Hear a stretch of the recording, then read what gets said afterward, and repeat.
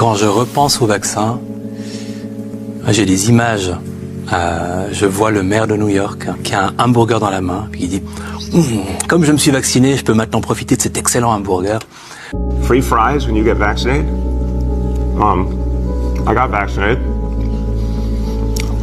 You're saying I could get this? These delicious fries? Wait a minute. But there's also a burger element to this? If this is appealing to you, just think of this when you think of vaccination. Vaccination. À Québec, c'était les hot dogs. Ah, c'est un vaccin, un hot dog.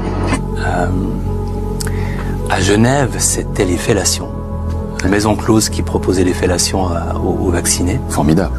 Formidable.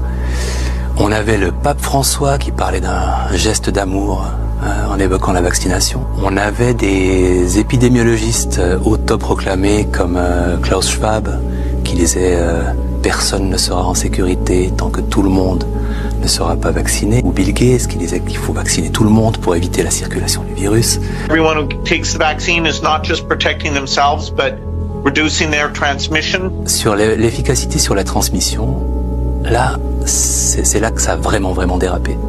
On savait qu'un vaccin par intramusculaire, pour une infection respiratoire, c'est bien d'avoir une immunité qui se développe au niveau du nez, une immunité mucosale.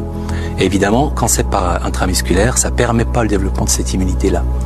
En fait, la protection contre l'infection, elle est de courte durée. Pour nous protéger et pour notre unité, nous devons aller vers la vaccination de tous les Français. On a eu Trudeau qui a dit...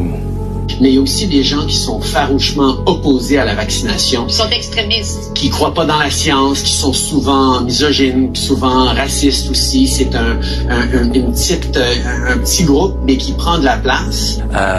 On a eu des médecins de plateau, Michel Simès. Quand on prend ce genre de responsabilité, celle de ne pas se faire vacciner, il faut se regarder dans la glace le matin en se disant oui, je peux tuer des gens dans la journée. Boris Cyrulnik à la RTS.